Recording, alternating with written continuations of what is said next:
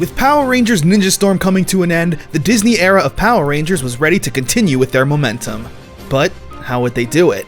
Power Rangers Dino Thunder felt like it was going back to basics, not only with its dinosaur-themed heroes and Megazords, along with the teenagers with attitude, but the return of an OG legendary Ranger. Dino Thunder is considered by many to be one of the best seasons of Power Rangers ever, and a substantial step up from Ninja Storm. So how did Dino Thunder do in my eyes? Well, only one way to find out. Day of the Dino Part 1. Hey, wait a minute. We kick off with a man being chased out of a facility by these gnarly looking creatures, where it turns out this man is actually Tommy? He gets surrounded by these creatures and does what he does best. Roundhouse kicks the bejesus out of him. He's eventually outnumbered and needs to escape, jumping off the island entirely as it self-destructs. We cut to years later, where Tommy is now a science teacher at Reefside High School, along with a new principal, Principal Randall. She's kind of overly mean. We then start to meet our main characters. First off, there's Connor McKnight. He's your typical jock, skipping class to play soccer, not being afraid of the consequences. Don't worry about Randall. She's a woman! Oh, okay, that's different. He gets caught by the woman and is sent to detention. On their way, they run into Kira Ford. She's a musician with a bit of a punk rock edge. She also gets detention for singing. You're hardly college material now, are you, Miss Ford? Yikes!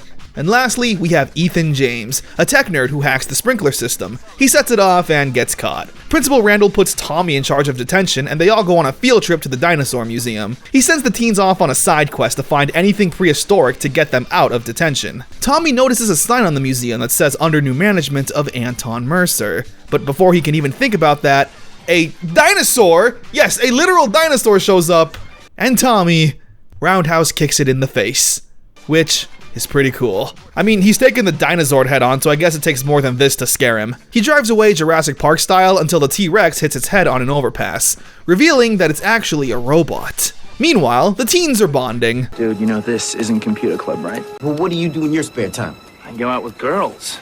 I'm sorry, did I say bonding? I meant hating each other. They fall down a pit and Connor calls Kira babe. Babe, can you keep it down? I'm trying to stay focused here. Eventually, they come across a dinosaur skeleton, and when Connor pulls down the jaw, it reveals a secret base, where the teens find 3 gems. And they of course take it to get them out of detention. When they find an exit, however, they're ambushed by those same creatures that attacked Tommy. They try to run away, but Kira falls down, and when she lets out a scream, it's a bit more useful than expected. It turns out these gems contain powers that, when bonded with the human, gives them supernatural abilities. Ethan is able to surround his skin in super armor, and Connor gets super speed. With these new powers, they're able to fend off the monsters. They rendezvous with Tommy, but decide not to tell him what happened, fearing he'll report them to the CIA and have government experiments done on them. The next day at school, Kira gives Ethan and Connor her stone, saying she just wants to forget about whatever happened. However, she's quickly abducted and taken away. Connor and Ethan decide they need to go to Tommy's house. When they reach his home, they realize his door is unlocked. So they break in, and when Connor pulls down the mini T-Rex's jaw, another secret passage opens up, leading them to the same base they found those gems in. If you're looking for extra credit, you're in the wrong place. Day of the Dino Part 2. We open up on Kira being held hostage on the ship. The man in charge and big baddie is a creature known as Mesagog, and he's infinitely more intimidating than stupid Lothor. Where are the Dino gems? Before Mesagog disappears, he leaves his first-in-command, Elsa, to extract the information. The two have a fight, and with Kira's enhanced abilities, is able to hold her own and escape. She comes across a mysterious portal, known as Invisiportals, and with no other option, hops in. Meanwhile, Connor and Ethan are confronting Tommy about everything. He's hesitant to explain everything, but mentions those foot soldiers we saw are known as Tyrannodrones, which he helped build. However, they weren't supposed to be used for evil. Tommy had a partner in all of this scientific research and experiments, Anton Mercer, a millionaire scientist who mysteriously disappeared. Just then though, that portal opens up and drops Kira right in front of the gang. Before they all have time to talk, the Tyrannodrones, along with the main general, Zeltrax, shows up to attack. All 4 get into a really good fight, the teens using their abilities and Tommy keeping it old school with good old-fashioned "Hiya!" kicks. However, the next day, Mesogog unleashes the Biozords, which are pretty much just evil Megazords. However, they're bonded to the Dino Gems, and Tommy says that with its power, they'll be able to tame the Biozords and make them good again. Connor is against it, saying he never asked to be a superhero, but Tommy says the gems wouldn't have bonded with them if they didn't have something deep inside to make them worthy. He gives the teens their morphers, saying that with the Dino Gems' powers, it'll be able to transform them into Power Rangers. Tommy says to access its power, all they need to do is shout, "Dino Thunder, power up!" Dino Thunder. What, did you come up with that? I kinda like it. You would. They head downtown and run into Zeltrax and his army, where they know what they have to do. Dino Thunder, power up!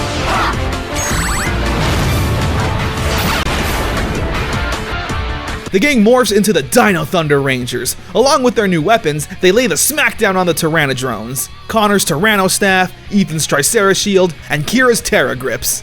I love the Dino Thunder suits. It's very reminiscent and kind of a new modern take on Mighty Morphin. I know Zyuranger and Abaranger have nothing to do with each other, but the fact that both suits have awesome dinosaur designs on the helmets and white diamond patterns to complement the primary color, oh, and the big gold emblem on the chest like the MMPR movie suits, you can't tell me all this just happens to be a coincidence. S tier. The Rangers defeat the Tyrannodrones and manage to connect emotionally to the Biozords, freeing them of their corruption and joining the Rangers, where the Tyranno, Tricera, and Terrazords can all combine, create the Thundersaurus Megazord. I love this thing. I know I don't mention Zords a lot because sometimes they're just kinda forgettable in my eyes, but not this one. I love that the drill tail on the T-Rex is one of the Megazord's arms. It's so unique. They use the final attack on Mesogog's ship and send him fleeing. At least, for now. The episode ends with Mesogog punishing his generals, and Tommy giving the team a motivational speech, saying how their lives have changed in ways they probably never could have imagined. Day of the Dino may be one of the best opening episodes. Seriously, it's such a step up in terms of quality from Ninja Storm. All the problems I had there were fixed here. We got to learn about these characters' personalities. The first morph was serious and given some real grandeur, and the ending also ended on a big note. I don't want to keep comparing Dino Thunder to Mighty Morphin, but with the dinosaur theme and Tommy, I can't really help it. Dino Thunder so far feels like a 2000s Mighty Morphin. Back to teenagers with attitude, but without the 90s cheese. The characters, even now, don't really get along. They come from different worlds, so of course the jock, nerd, and social outcast rocker aren't going to get along. Connor is an athlete and cool kid, so naturally he's a bit more cocky and rude. Heck, he's the first Red Ranger to not have any leadership qualities at all. A total bro. Clashing with Ethan, who, while is a nerd, isn't a total wimp. Ethan is super witty, has tons of comebacks, and can hold his own in a fight. Kira gets sick of both of them, being a bit more of an antisocial girl, just wanting to focus on her music and not deal with the petty arguments between the jock and the nerd. They all have actual attitude and were thrown together in this ragtag team due to circumstance, but now need to work together. And Tommy is the one who needs to be in charge of them. This is new territory for him. He's worked with rookie Rangers before, but was never their one true mentor, the one needing to guide them and mold them into the heroes the world needs. It's a great dynamic. Apparently, Jason David Frank only came back as Tommy as a favor to one of the show's producers. His deal was pretty lenient, and you'll see what I mean as we get further into the season. Oh yeah, I forgot to mention these side characters, Devin and Cassidy. Cassidy is the annoying popular girl who's the school reporter, and Devin is her bumbling idiot cameraman. Cassidy is played by Katrina Devine, who played Mara in Ninja Storm. I mean, why not? Just remove the wig and you'd probably never notice. Also, the Tyrannodrones are original foot soldiers. Yeah, we haven't had that since Lost Galaxy, and honestly, it's super refreshing not seeing goofy little foot soldiers.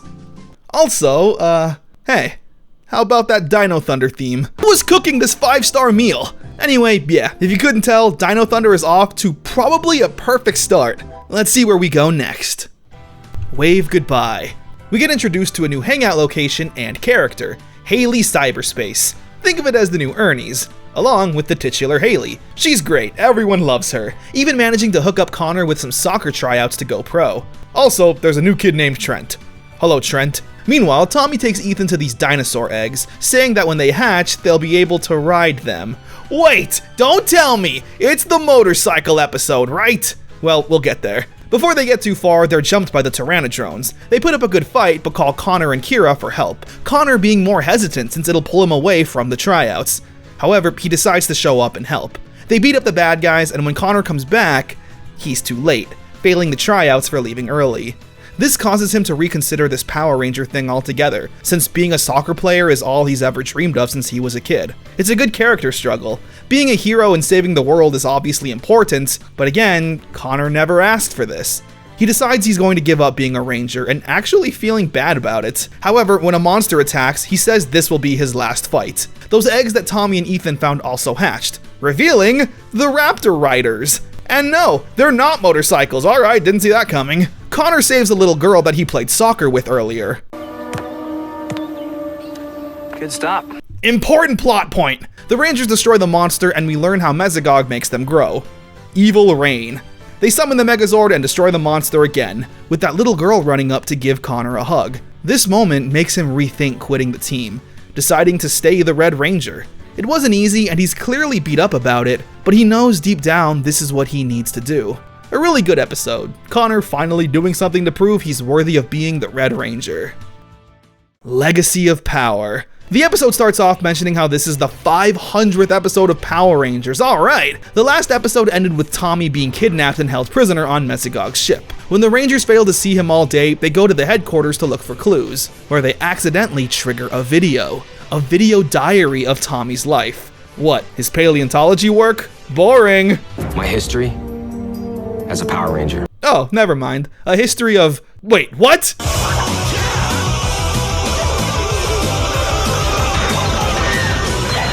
Yes, Tommy has been recording the history of Power Rangers, all of it, from the beginning up until now, all narrated by Tommy himself. Passed on their powers, and the 3 new Rangers stepped forward.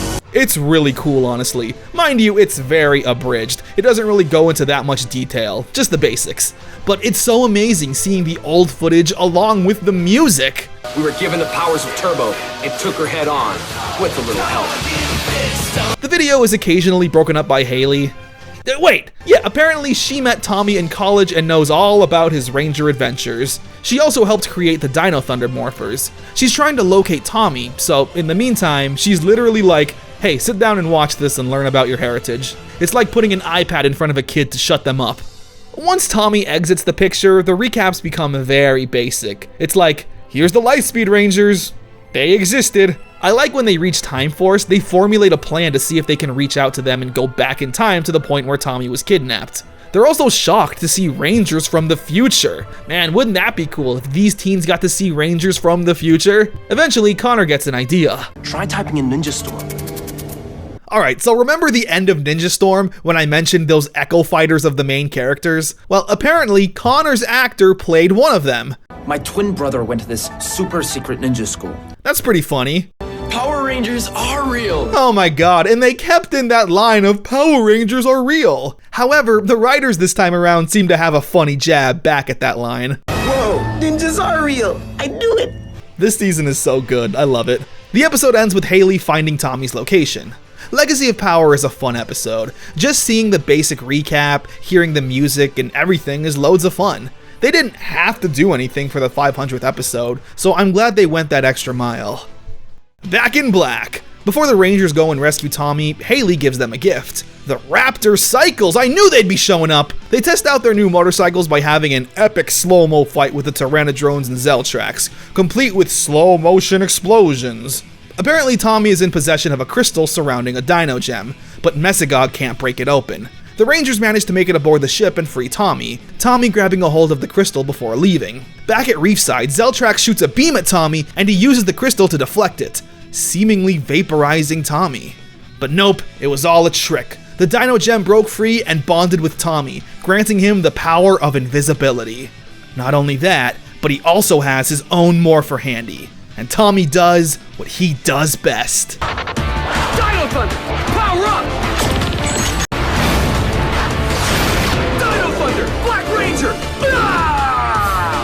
Tommy dons the Dino suit once again and becomes the Black Ranger. And like he says in the episode, he may be old, but he can still pull it off, laying the smackdown on Zeltrax and summoning his Brachiozord, where the Rangers win the fight. The episode ends with Tommy officially joining the team once again, and also needing to go clothes shopping. I checked my closet this morning, and there's a serious shortage of black in there. Tommy becoming a ranger is so great to see. It just wouldn't feel right seeing Tommy without a morpher and a suit, now being a mentor both behind the scenes and on the battlefield.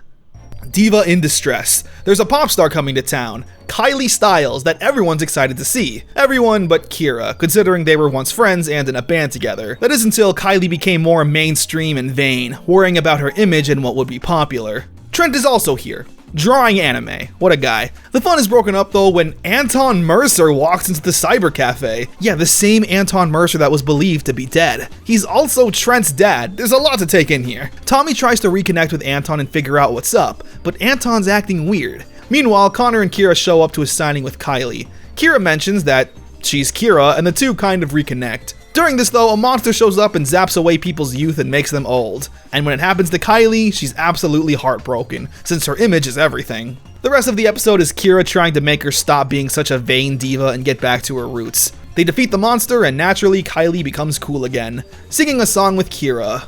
Old friends, reunited.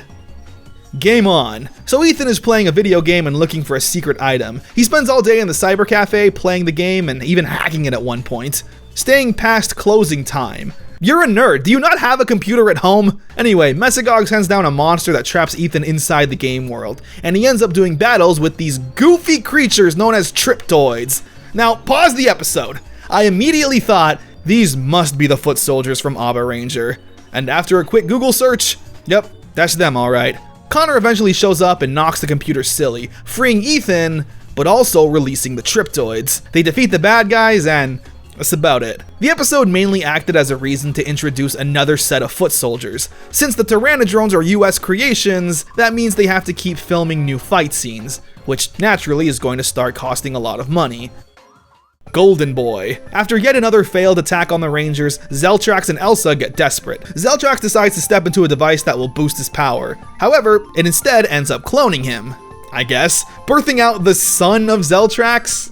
I'm not kidding. Meanwhile, we see that Trent has some daddy issues. Anton isn't supportive of his son working a menial job like a waiter at a cyber cafe, urging him to do something better with his life. Where Trent then has some bonding time with Tommy. We learn that Anton Mercer isn't Trent's birth father. He was doing research with Trent's real parents until they tragically passed away in an accident, leaving Anton as Trent's guardian. The whole episode exists to show us how much of a dick Anton Mercer is. He wants Trent to do bigger and better things, so he buys the cyber cafe to make Trent the boss. Trent rightfully pointing out he doesn't even have time to do all that with school and his passion for drawing, but Anton doesn't care. Meanwhile, the Ranger plot has them doing battle with baby Zeltrax. Until they kill him. Rest in peace, we hardly knew you. The episode ends with Trent talking with the senator to reverse the decision and keep the cyber cafe under Haley's ownership.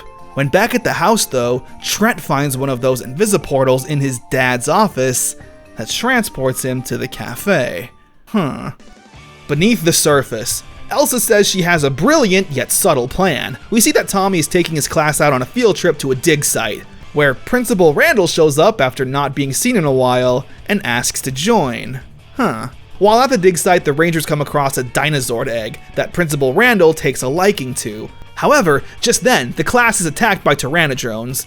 They manage to fend them off and get the class back to safety. Principal Randall surprised at Tommy's martial arts abilities. When they take the egg back to the headquarters, they're greeted with a surprise. Elsa somehow gave the Rangers a fake egg. And if it wasn't clear by now, that's because Principal Randall was Elsa since the beginning. So now the Rangers can kill her guilt-free. The villains hatch the egg and release the Dimetrazord. It's got a buzzsaw on its back, it's pretty cool. It's wreaking havoc on the city, but through the power of love and connecting their spirits, they manage to turn it good and recruit it to their side, sending the bad guys fleeing once again. And nobody knowing the principal's true identity. Ocean alert. So a snotty actress shows up to town that Connor and Ethan have a crush on. That's pretty much it. She's such a biatch that Mesagog literally kidnaps her and siphons her bad vibes to power a new Zord. the Stegozord. Same thing as the last though. They use it to fight the Rangers until they recruit it to their side. We also get some more of Trent and Anton, where yep, Anton is still the worst dad ever. But we're about to see a lot more of Trent in this upcoming 3-parter. White Thunder, Part 1. Elsa has been tracking a powerful energy source. She finds it and brings it to Mesogog, but they can't access its power. Meanwhile, Anton is still being a bad dad. When another Invisiportal opens up in his office, Trent takes it, transporting him to Mesogog's ship. He sees the artifact Elsa found and reaches for it, giving him visions of a White Ranger and planting a morpher on his wrist. The Rangers then show up to a distress call, and what they're greeted with is a White Ranger. However, it's quickly shown he's not friendly, using his feather sword as an old school pen to draw arrows and shoot at the Rangers. That's awesome. They're trying to figure out what his deal is, but it's clear the White Ranger doesn't want to talk, wiping the floor with the other Rangers before retreating. The episode ends with Trent waking up in an alley, not completely sure of what's just happened. White Thunder Part 2. We see Trent is adopting a new attitude, becoming more cold and angry. It seems that when the White Dino Gem bonded with Trent, it didn't give him any cool superpowers, but instead is causing this massive personality change, where a majority of the episode has Trent once again fighting the Rangers, revealing he has a Zord of his own, the Dragozord. However, the Rangers also have a new Zord up their sleeve, the Parasaur Zord. Parasaur Zord, yeah. Man, they're unlocking new Zords left and right. I kinda like it. It reminds me of Wild Force, just all the cool combinations and finishing moves the Megazords now have at its disposal. White Thunder Part 3. The Rangers take a pretty bad beating from Trent's Dragozord, so much so it really demoralizes them. Tommy tells them to take a break and try to reset their minds, since they've been focused on Ranger duty for so long now. Their rest is short-lived when the White Ranger attacks the city again. However, Tommy has been working on a power boost for the team, giving the Rangers access to their Super Dino modes. It's like a mini battleizer, making them stronger and giving them pointy bits on their suits. The next day, Tommy is tracking down a power source, and it leads him to Trent, who's completely exhausted. Just then, however, the White Ranger powers take over and he starts attacking Tommy. Right before he can call in for backup though and reveal the White Ranger's identity, Trent freezes Tommy in some kind of amber, completely fossilizing him. Truth and Consequences. The White Ranger continues his rampage, but Trent, however, is starting to get closer to Kira, saying something's been happening to him and he doesn't know how to explain it. He eventually admits to her that he is the White Ranger, since in the last episode when he fought Kira, she demorphed right in front of him. Kira's naturally upset, but Trent tries to explain he's not fully in control when morphed. Mesogog captures Trent and he's forced to morph on the ship, helping him escape, but now naturally wanting to hunt down the Rangers. Connor and Ethan are fully against Trent even when Kira explains what's happening, and after getting into another fight with the team, Trent tells Kira that he needs to leave Reefside, since all he's doing is hurting the people he cares about. Leader of the Whack. What initially feels like a filler episode actually has a lot of depth to it. Mesogog sends down a monster that makes everyone act differently. For example, Connor is now a nerd, Kira is super girly, and Ethan is obsessed with lifting weights and competing. At first you think the monster is just reversing personalities, but it turns out it's actually heightening everyone's hidden personalities. So there's a part of Connor that is smart and studious, a part of Ethan that is competitive and alpha sigma wolf. But the main thing is Trent, who temporarily joins the team since the evil Ranger has a side of him that wants to be good. They destroy the monster and realize they shouldn't give up on Trent just yet. The episode ends with the Rangers managing to free Tommy from his fossilization. However, Power down! Huh? which, spoilers, is how he's going to remain for quite a while. So let's talk about that. As mentioned earlier, Jason David Frank agreed to do Dino Thunder as a bit of a favor. Because of that, his contract was fairly loose, and since Power Rangers was now filming in New Zealand, it meant he would be far away from his family. So after filming episodes up to this point, he simply wanted to go home and see them, thus leading to the Tommy voiceover era of Dino Thunder. Tommy the character will still show up in the show, but only in fully morphed form, apparently with Jason David Frank recording his lines over the phone. I mean, hey, I can't blame him, and it's better than writing him off entirely. Burning at both ends. We learned that when Trent fossilized Tommy, it messed with his molecular structure of the Dino Gem and his own DNA, thus resulting in him unable to demorph. I'm no scientist, so I guess I buy it. During a monster attack, Trent gets hit with a blast and goes to the Rangers saying he's all better, that the monster's blast reversed his evil energy. This of course ends up being a trap, and Mesogog struck a deal to lure out the Rangers. The Rangers are sick of Trent and just want to destroy him. However, it's of course Tommy that says they shouldn't give up on their friends like that, since he knows all too well what it's like to be under the spell of an evil Ranger. The episode ending with a huge reveal.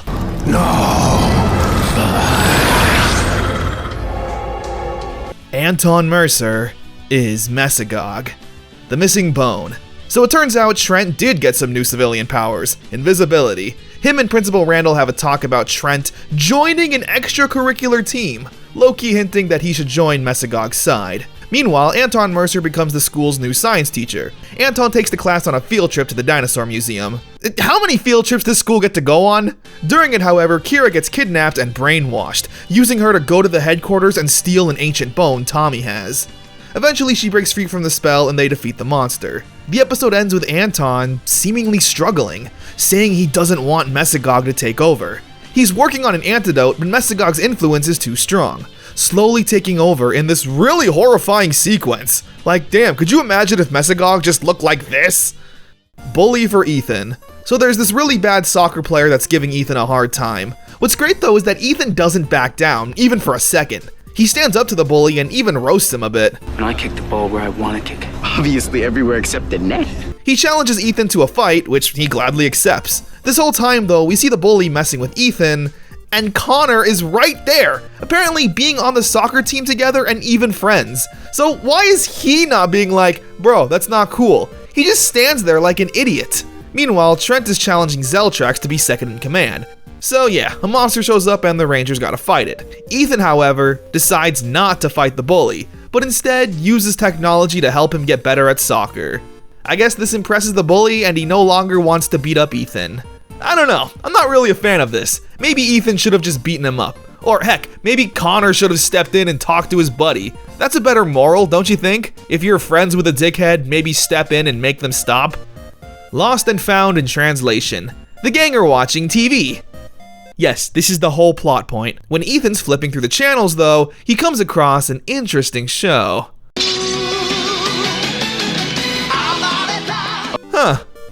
Abba Ranger, the Sentai that Dino Thunder is adapted from. And this isn't just a little cameo, no, the entire episode has the team watching over a poorly dubbed Abba Ranger episode. Let's do it! Dino Thunder, power up! In this universe, it's explained as Japan's take on Power Rangers. What would they know about Power Rangers in Japan? Yeah, exactly. It's pretty funny, honestly. An awesome tribute to the Sentai. I kinda wish Power Rangers did this more often. It's a mad mackerel. Kira gets a job as an intern at a TV network. She's going to be working with a popular children's show host, where he ends up being a massive jerk and needs to change his attitude. This is like the third time this has happened this season. The main message of Dino Thunder is never trust famous people. They're always awful. Copy that. We actually see Anton Mercer being a good dad to Trent, and it's kind of out of nowhere. You see, just like his son, Mesogog's power has been corrupting and taking over Anton. We've just never seen his good side until right now. With the tables now turned, Anton is trying to reach his son to break free from the White Ranger's influence, with Trent now being a massive jerk, saying he likes the power. Meanwhile, the Rangers are doing battle with a monster that can clone things. Remember that's important. Eventually, Mesogog takes over Anton again and plans on executing Trent for a betrayal that Zeltrax set up. He's about to blast Trent, but Anton manages to take over again, hearing his son in danger. The laser blasts at the white dino gem and destroys its evil barrier that was controlling Trent. Before Mesogog takes over again, he tells his son to leave the ship and to use his powers for good now, Trent promising he'll keep his father's secrets from everyone.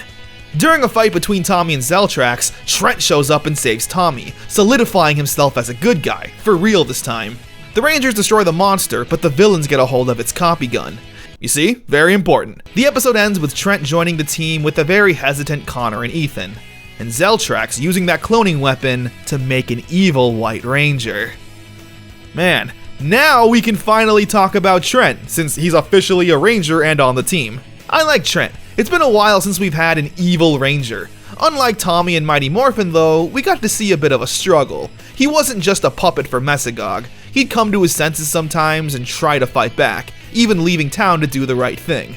I do like how Tommy was the one who never gave up on Trent, relating a bit too hard with what he was going through. I'm hoping we maybe get to see a bit of Trent feeling bad about being a villain, and Tommy helping him through it.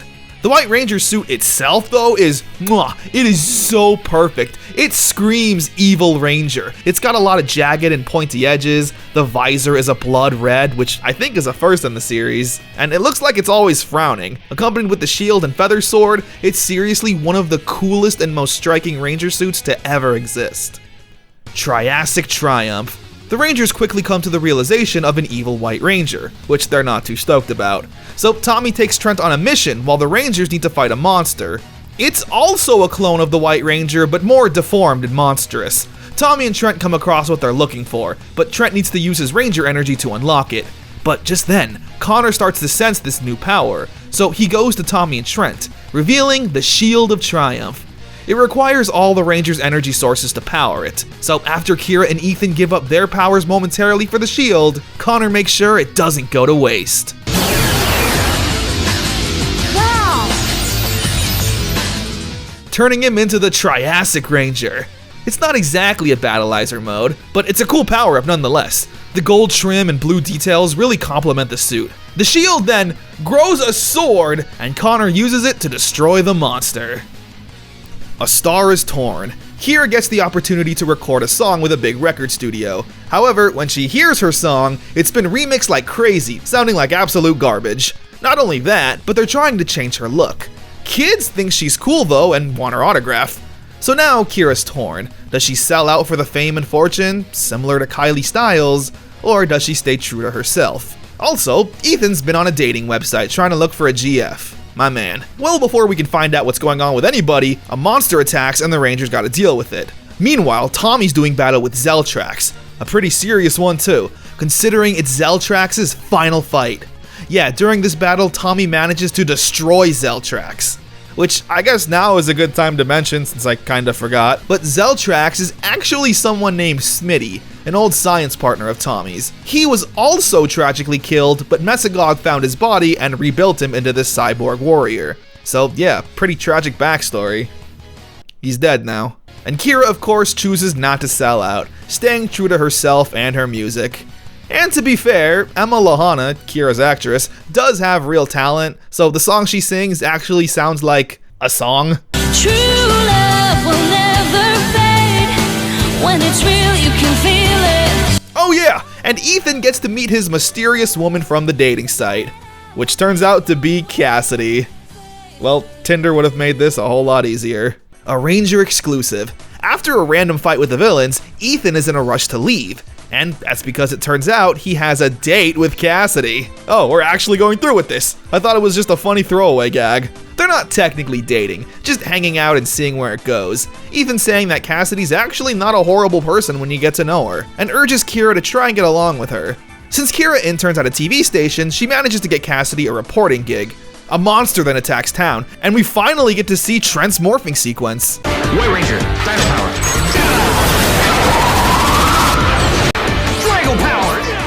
Yup, goes hard. The Rangers need to do battle once again with the Evil Ranger. Cassidy reporting on it, and that's about it. She even thanks Kira for getting her the gig, showing that maybe this cute little monster has a heart after all. Teutonhawken's Curse. Never mind. The class go on another field trip, come on man. They see a pharaoh's tomb with some hieroglyphics that Ethan is eager to crack. When he does, he learns that reading it means that he's now cursed, where a bunch of unfortunate things start happening to him. Meanwhile, Teutonhawken gets revived and wants to destroy Ethan, but not before running into Cassidy and completely simping over her, making her his queen and showering her with treasures. She then starts acting snooty and annoying all over again, much to the dismay of Ethan. Wait, is this another Cassidy episode? Yeah, pretty much is. She basically learns to be good again when she sees Hawktua being mean to Devin. The Rangers destroy the monster and reverse the curse. The episode ends with Cassidy apologizing to Ethan for being a jerk. Disappearing Act. Tommy and Haley have come across some ancient slime that they think will be able to stabilize Tommy's molecules and make him demorph. Sure. So in a very un-Disney move, they slime Tommy. And it works! He's able to demorph, but now he's invisible. Meanwhile, Ethan has a real date with Cassidy, which he's obviously nervous for since he's never been on a date. Real. Too real, actually. The two end up going on a picnic and, It goes kinda badly, not having much in common. However, invisible Tommy Oliver comes to the rescue, lighting candles and sneaking Ethan flowers to give to Cassidy. Which, to be fair, makes a lot of sense. Tommy was always killing it with the ladies. The date gets interrupted though when the Pteranodrones attack. Ethan sends Cassidy away and fights them off. Realizing that him and Cassidy really don't have much in common, and that he's a superhero, he decides it's time to cut things off romantically with her. Just then though, Cassidy breaks up with Ethan, saying she needs to put her reporting work first and foremost, and doesn't have time to date, which Ethan is happy about. However, they both decide to still remain friends. What a nice conclusion. Fighting spirit. Tommy has one last idea to bring him back to normal, using the Dino Gem itself with a device. It's incredibly dangerous, but says there's no other way. Everyone hesitantly agrees, and when they use it, it's successful, making Tommy visible again, but now in a coma. They take him to the hospital, but the doctors don't know what's wrong. His vitals are all stable, but his brain patterns are off the chart. While he's in the hospital, the Rangers need to deal with a monster attacking downtown. We then cut to Tommy, who's having some kind of nightmare.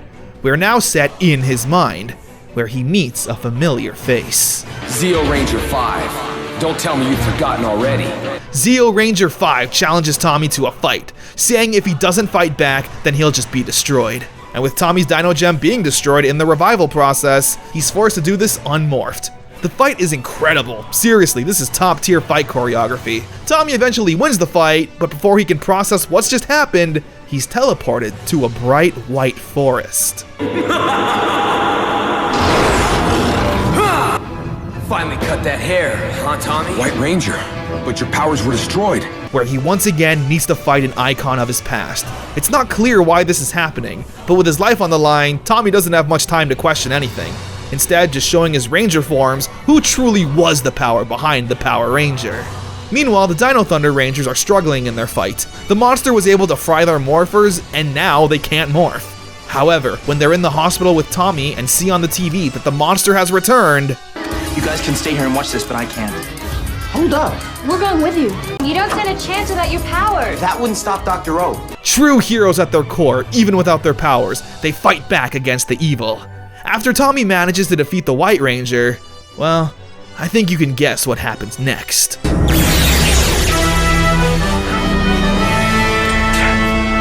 Close enough. The Green Ranger shows up, arguably Tommy's biggest struggle he's ever had to deal with, both literally in this fight, as well as the emotional turmoil that it's put him through. Tommy's getting his ass kicked pretty hard, but when he refuses to give up no matter the odds, the fight is over. The Green Ranger saying he passed their test. The other two Rangers show up and congratulate Tommy, saying this was all a test of his will, and he passed. He's rewarded with his Dino Gem, which each Ranger had a shard of. Tommy wakes up and heads directly towards his friends in danger. Dino Thunder! Power up! Brachial power! Reinvigorated with new life and drive, Tommy single-handedly takes on and destroys the monster, giving the Rangers their powers back. The episode ends with Tommy thanking the team for everything they've done and never giving up on him. Are you crying? No. We're just really glad to have you back, Dr. O.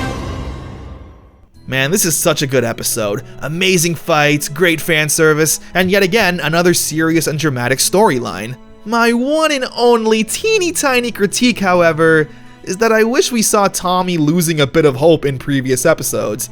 You know, giving the past Rangers a reason to challenge Tommy's will to survive. It's a great conflict for him, but one that feels a bit undeserved. Tommy's had undying positivity and hope since he's been in this form. I think if we saw him feel a bit defeated or something, that would have made the episode's impact all the more powerful. But again, it's a minor complaint. This will still go down as one of the best episodes in Power Rangers history. Seeing the will of not only Tommy, but the teens themselves. Despite not having their powers, they immediately jumped into action when they saw the city in danger. Not a second thought crossed their minds, proving that all of these Rangers were the right choice. They really have all grown so much since the beginning. Also, where the heck was the Red Turbo Ranger? One fan theory is that since Tommy passed down those powers to TJ, they're rightfully his and not Tommy's. Tommy not having an emotional connection or link to those powers in any way anymore. Hey, I'll take it. Also, the Green Ranger suit was kinda weird. It's got this white trim on the helmet, new gloves and boots, and the shield is now foam as opposed to cloth. I'm not sure why this is the case. I guess they were just prepping for possible future use of the suit, since Tommy and the Green Ranger are pretty synonymous. And to be fair, it would be used again in future seasons. But we'll get there when we get there. The Passion of Connor. Is that a Jesus reference?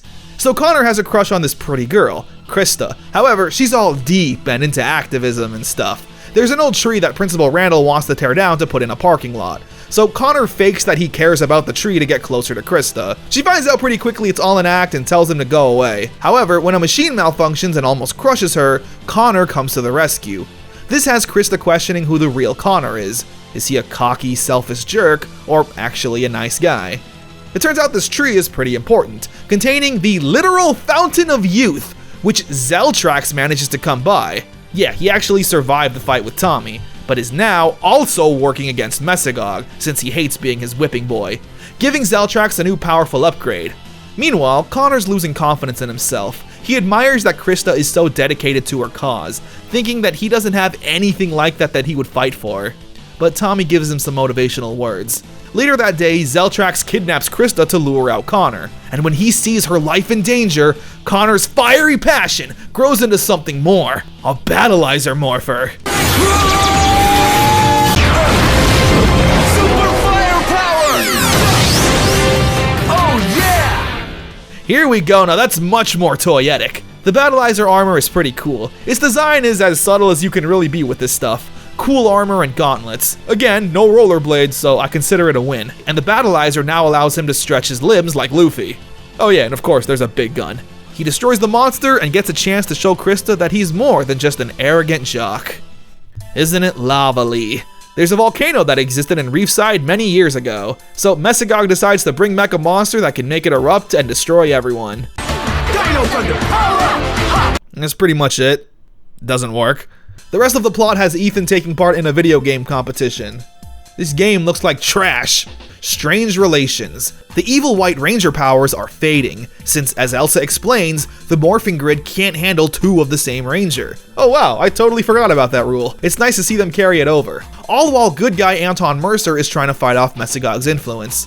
Trent gets confronted by the White Ranger, saying that this will be their final battle, and once it's over, only one White Ranger will remain. I got no problem with that. White Ranger, Dino Power! Dino Power! The two Rangers have a very intense fight. It's very close, but eventually Trent is victorious. The evil White Ranger even commending Trent for his honor and fighting spirit. So, with only good Rangers remaining, Ready? Dino Thunder, power up! destroy the monster and the day is saved. A great episode. What's weird here though is that Trent says Dino Thunder power up in the group morph, when most of the time his morphing call is White Ranger Dino Power. It is less clunky than cutting to a different morphing call like in Ninja Storm. Speaking of which, remember how in Ninja Storm we never got a crossover episode? It would have been interesting to see how Disney handled them. Well, wait no longer, because the crossover episode has returned. Thunderstorm Part 1. Lothor is back! We're not wasting any time. The Abyss of Evil opens up and Lothor is able to break free. Meanwhile, at Haley Cyberspace, Blake shows up, and Kira seems to recognize him from somewhere. She's just not sure where. The two end up talking and Kira gets some free tickets to Blake's motocross show. Meanwhile, in a forest somewhere,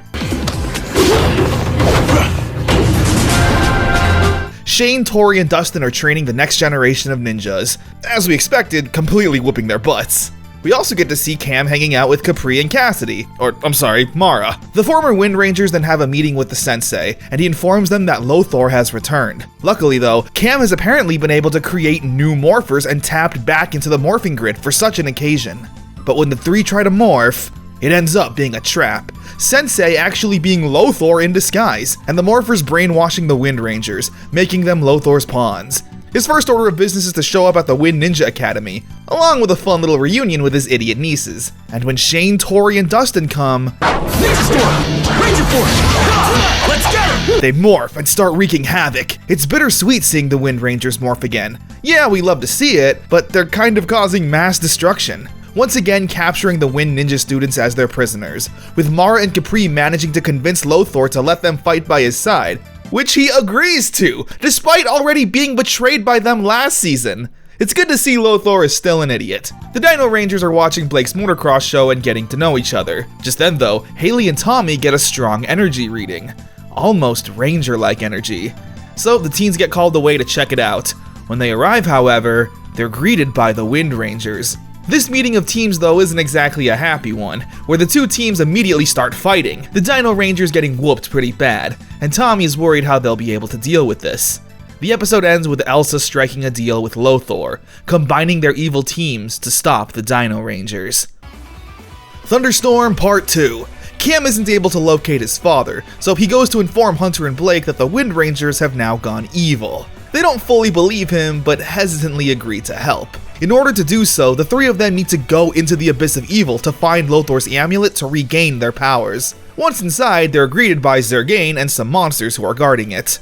Meanwhile, back at Reefside, Shane, Tori, and Dustin show up to Haley's cyberspace and immediately start wrecking it, forcing the Dino Rangers to fight them.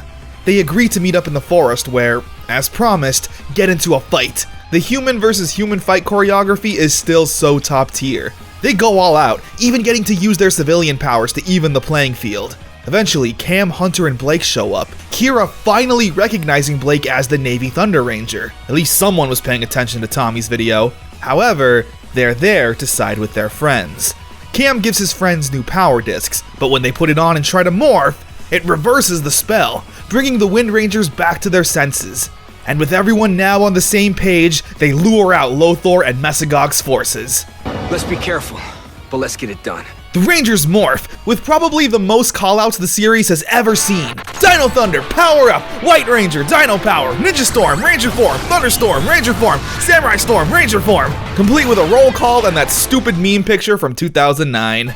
The two Ranger teams then bust out their motorcycles, now available at Target, and lay the smackdown on the evil forces, complete with hearing both shows' theme songs.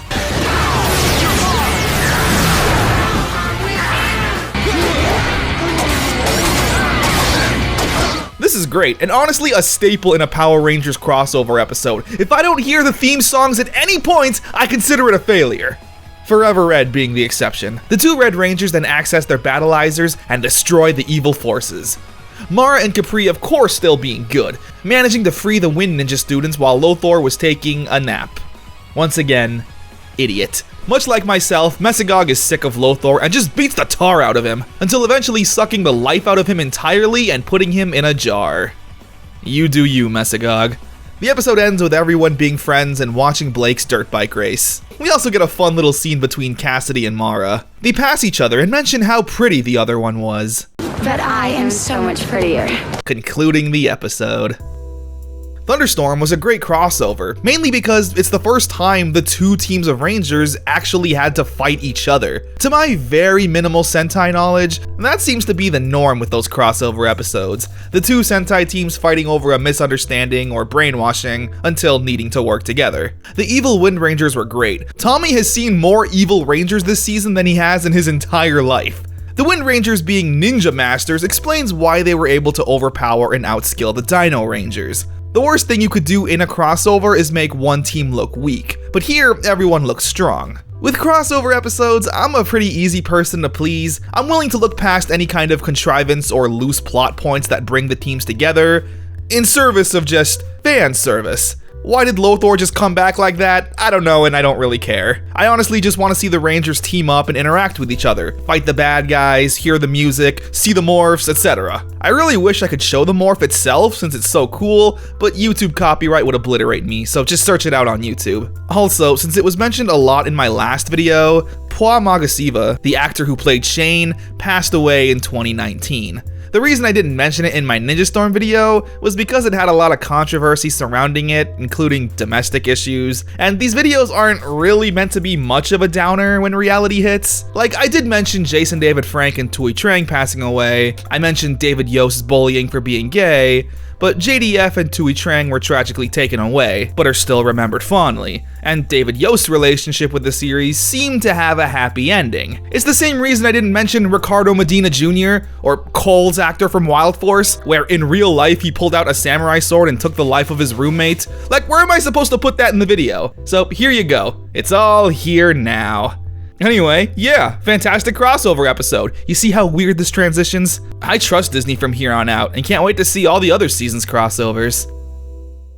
In your dreams, aka we have too much Sentai footage, let's just use it up here. Elsa gets a brilliant idea to destroy the Rangers in their sleep so it'll destroy them in real life. So she downloads a dream program to make that happen.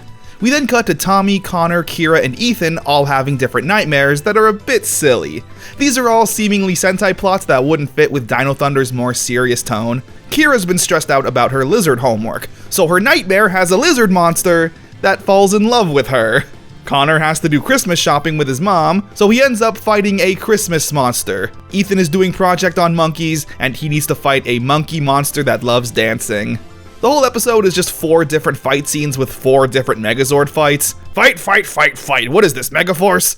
A good enough filler episode though after the crossover. Drawn into danger. Trent gets to meet one of his favorite manga artists.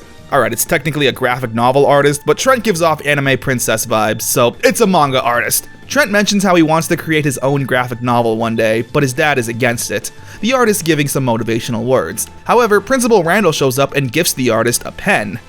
An evil pen, because when he goes to draw his next comic, it manages to trap Connor, Ethan, Kira, and Tommy in a comic book world. Trent manages to get a hold of his new comic, and sees that his friends are trapped. Not only that, but the story ends with the Rangers not making it. He begs the artist to change the ending, but he refuses, saying it's a great story. Trent then morphs in front of the guy to convince him. Alright, I mean, it's effective, it works. He believes Trent and together they stop the monster and free the Rangers. Trent even gets to create a comic with the guy. However, his publishing label didn't like the idea of working with a newbie like Trent. Luckily though, the artist had a generous benefactor who paid for the whole project. Anton Mercer. House of Cards. Ethan and Devin are playing Dragon War, which is just Pokemon or Yu-Gi-Oh, whatever. Ethan pulls a rare card, but Principal Randall takes them away. This bums out Ethan. Tommy says he'll talk to the principal to get them back, but when he goes to her office, he sees Principal Randall transform into Elsa. So the two immediately get into a fight on school property, in front of the whole student body. This probably looks insane to everyone else. Now the Rangers know the truth about Principal Randall and her identity. Trent shows up on Mesagog's ship to talk with Elsa. If she gives him Ethan's cards back, he won't tell Mesagog that she blew her identity. She doesn't agree and instead threatens to tell the other Rangers his secret about his father, which she alludes to during another fight with the Rangers. Trent, however, brushes it off and says his secret was that he was on Mesagog's ship by himself. The villains turn the card into an actual dragon, where the Rangers fight it and destroy it, returning the card back to normal. The next day at school, Anton accompanies Trent, but quickly Mesagog's influence starts to take over. He runs away, but everyone chases after him to see if he's alright. But when they reach Anton, before retreating to his ship. Trent admitting he knew this for a long time, but kept it from everyone.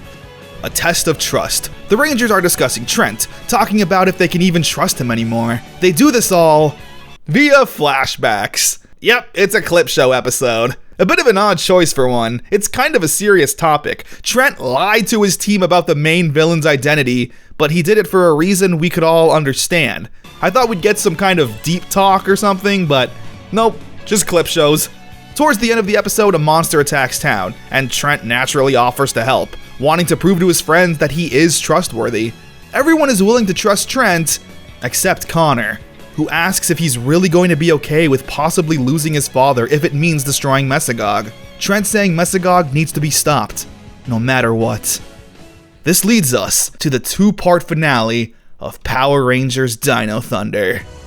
Thunderstruck Part 1. Mesagog has finally been able to separate himself from Anton Mercer, now being free of any good influence. He's able to begin his final plan, to use a device that will transform everyone into dinosaurs, bringing the world back to the Jurassic period. However, the machine requires a lot of power. He starts off by draining Elsa of her powers completely. Meanwhile, it's prom season at Reefside High. Connor being excited, Ethan not caring, planning on seeing a sci-fi movie instead. Same with Kira, she doesn't care. While in line for the movie though, Ethan meets a fellow-minded nerd girl who happens to be pretty. Before anything can happen though, Zeltrax is attacking a random civilian, and when the Rangers head out to save her, they learn that it's a powerless Elsa, seemingly not remembering anything that's happened this entire season. They learn about Mesagog's separation and evil plan, where Trent has an idea. he's going to trade the Rangers' Dino Gems that Mesogog needs to power up his device in exchange for his father. It's of course all a setup. Haley plans on sneaking in a vehicle to Mesogog's island. Inside the vehicle is a massive gun that will destroy Mesogog's Dino Ray. Trent goes to make the deal, but Mesogog obviously doesn't hold up his end of the bargain. The Rangers plan for this though, as Trent was simply meant to be a distraction. The Rangers make it to the island, but since they don't have their powers, they're forced to fight their way in the old-fashioned way. It's a really good action scene. Fighting Tyrannodrones on the truck while it's moving is so cool. The Rangers make it to Mesogog's lair and blast at it, all while Trent refuses to leave until he finds his father, fighting his way through Tyrannodrones and a collapsing lair. He continues to push forward. The entire island is about to blow, the Rangers needing to leave, but worried about Trent, Tommy assuring everyone that Trent knows what he's doing. He finds his father, but the island is destroyed. It's not like they're gonna follow this guy and land in front of us. But this actually works! Not only that, but he also managed to snag the Dino Gems. The true Anton Mercer is finally reunited with his son and old friend. But before they can celebrate, the episode ends with Zeltrax breaking into the Ranger headquarters, completely trashing the place and stealing Elsa. Thunderstruck Part 2. With Mesogog believed to be destroyed, the final loose end they need to tie up is with Zeltrax, to destroy him and save Elsa.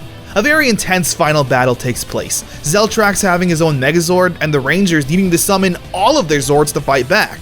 Tommy though personally infiltrates Zeltrax's Zord to fight him head on and rescue Elsa. Zeltrax's upgrades from the Tree of Life has made him incredibly powerful, but Tommy manages to wound Zeltrax enough to bring Elsa to safety. Zeltrax's Megazord, however, ends up being too strong, and the Rangers ultimately needing to sacrifice all of their Zords to take down Zeltrax once and for all. It's a sad plan, but one that ends up working. And seemingly just like that, it's all over. Of course it's not over. Mesogog survived. Not only that, but absorbed a lot of the Dino Gem's powers when he was in possession of it, leading everyone to their true final battle. And for one last time, Dino Thunder, power up! Dino Rangers! the Rangers do their battle with Mesogog. He even takes on a new mutated form, losing his human attributes in exchange for dinosaur ones. He's able to clone himself, and the Rangers are starting to feel overpowered.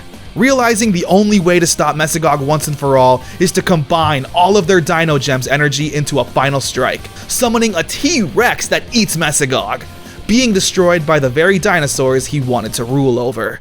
The final move, however, drained the Rangers of their powers completely. The Dino Gems now just being nothing more than an artifact, a useless ancient rock that the teens initially pegged them as. Cassidy and Devin were at the scene of the battle and even recorded footage of the Rangers' identities. A scoop of a lifetime. But Cassidy gives the footage to Tommy, saying she doesn't want to ruin her friends' lives. The episode comes to an end at prom. Finally, some normal teenage peace for our heroes.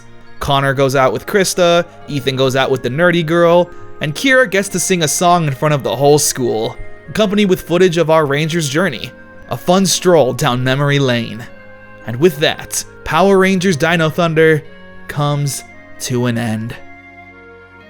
Power Rangers Dino Thunder is a flawless season in my eyes. It does every single thing right. Dino Thunder is often listed in people's top 3 seasons of Power Rangers, and it's so obvious as to why. The writing was mature and well-paced. Only towards the end were there really episodes I'd consider filler, but every episode had a plotline that was being progressed in one way or another. And the characters are really what carried the entire show. Connor was a great Red Ranger. While initially being a conceited jock who had no attributes of a leader, let alone a hero, he quickly showed he has an empathetic side. A side of him that does care about people and fighting the good fight. His confidence was always a nice treat. Ethan may have been my favorite Ranger this season. He had a lot of funny and witty moments. It's cool seeing a more modern take on a nerd. I feel like a lot of people could relate to him, just wanting to hang out and play video games, but never afraid to back down from a fight or make a smartass comment to someone. Kira was a treat throughout. Just like Tori and Ninja Storm, she always felt like the more level-headed one, needing to break up fights between Connor and Ethan and help the team see the light. Also, a punk rock Avril Lavigne type girl in Power Rangers? Oh yeah, you can bet I had a crush on her. It's just a shame, however, she doesn't exactly look back fondly with her time on the show. Yeah, since someone will probably chew me out if I don't mention it, Emma Lahana really doesn't seem to like it when you call her Kira or mention Power Rangers to her. There's a lot of Twitter and Instagram replies you can see with her basically saying things like, "Why are you watching a stupid kid's show as an adult? Stop calling me Kira." So, you know. L. Trent was a pretty good character. His main issue was dealing with his father being the main villain and keeping it a secret, which personally, I didn't really like. The Power Rangers are the one group of people who'd be able to possibly help. I'd understand not wanting to tell Devin or Cassidy, they'll probably take it to the press and now Anton's in real danger. But the Rangers help Tommy demorph and become visible with their technology. There's a good chance if Trent told them his dad was Mesogog, they would find a way to separate the two. Which of course brings us to Tommy. Tommy played such a great part in this season. His mentor role felt genuine. He wasn't just a generic mentor giving words of wisdom, he really felt like Tommy trying to deal with a group of teenagers with attitude. Sure, his role in the season was initially there for fan service, and while we did get a lot of great moments like the Legacy of Power flashback episode and Fighting Spirits, if you cut those 2 episodes out entirely, Tommy still felt like such an important piece of the Dino Thunder puzzle. He was more than just a cameo, he was a part of the team, and it was really heartwarming. Mesogog was a fantastic villain, a definite step up from Lothor. Devin and Cassidy, while cute and charming, I could do without. I don't need a comedic duo every Power Rangers. You listening, Neo Saban era? Dino Thunder checked all the boxes for an S-tier Power Ranger season. Great acting, strong writing, intense fight scenes, a hype theme song you'll be singing weeks after watching the show. Dino Thunder truly deserves its reputation as one of the best seasons of Power Rangers ever. It was one of the easiest to binge while working on this video. So how could they possibly follow this season up? Well, there was actually a secret bonus episode of Dino Thunder that was released. It follows Ethan and Kira logging in their history to Tommy's database. However, a mysterious artifact shows up to reveal something to Kira and Ethan. A new team of Power Rangers with some spiffy suits and vehicles. Interesting. So, to see what the future of Power Rangers holds, we're gonna have to actually go into the future. So join me next time as we respond to emergencies with Power Rangers SPD.